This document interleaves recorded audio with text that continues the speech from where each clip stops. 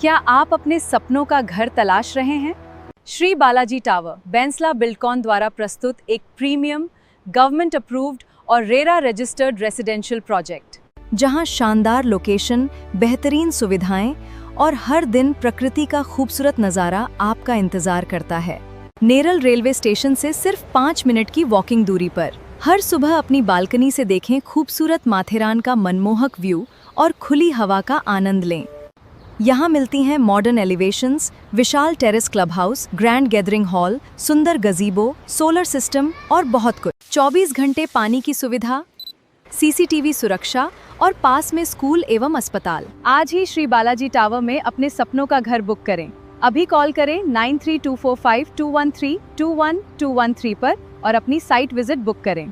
कर्जत तालुक्यातील दामत येथील मोबाईल टॉवरमधून बॅटरी चोरीच्या गुन्ह्याचा अवघ्या काही दिवसात छडा लावत नेरळ पोलिसांनी पुन्हा एकदा आपल्या तपासाची चुणूक दाखवून दिली आहे। पोलीस अधिकारी राहुल वरोटे आणि त्यांच्या पथकाने वरिष्ठ अधिकाऱ्यांच्या मार्गदर्शनाखाली तपासाची सूत्रे हलवत 5 आरोपींचा सहभाग उघड केला असून एकाला अटक केली आहे। या कारवाईत 4,52,000 रुपयांचा मुद्देमाल जप्त करण्यात आलाय। 2 जुलै रोजी दामत येथील इडन्स मोबाईल टॉवरमधून बॅटरी सेल चोरीला गेल्या प्रकरणी नेरळ पोलीस ठाण्यात गुन्हा दाखल करण्यात आला होता।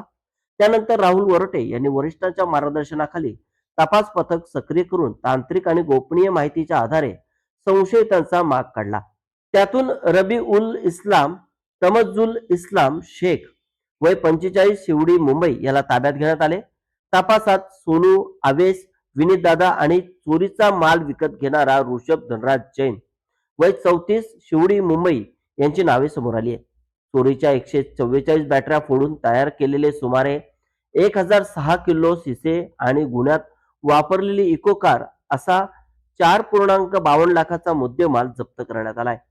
विशेष म्हणजे चौकशीत रायगड जिल्ह्यातील 4 आणि नवी मुंबईतील 1 अशा आणखी 5 गुन्ह्यांचा उलगडा झाल्याचे पोलीस तपासात समोर आले।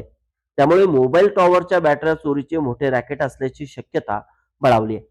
गुन्हा घडताच तपासाला वेग देत अल्पावधीत आरोपींपर्यंत पोहोचण्याची राहुल वरोटे आणि त्यांच्या पथकाची ही आणखी एक उल्लेखनीय कामगिरी ठरली आहे। वरिष्ठांच्या मार्गदर्शनाखाली पोलीस उपनिरीक्षक सुशांत वरद, सुशीत काजरोळकर तसेच पोलीस हवालदार सचिन वाघमारे, राजेश केकान, विनोद वांगणेकर आणि आशु बेंद्रे यांनी तपासात महत्वाची भूमिका बजावली आहे। गुन्हे उघडकीस आणण्याची मालिका कायम ठेवत नेरळ पोलिसांनी पुन्हा एकदा चोरांच्या मुसक्या आवळल्या आहेत।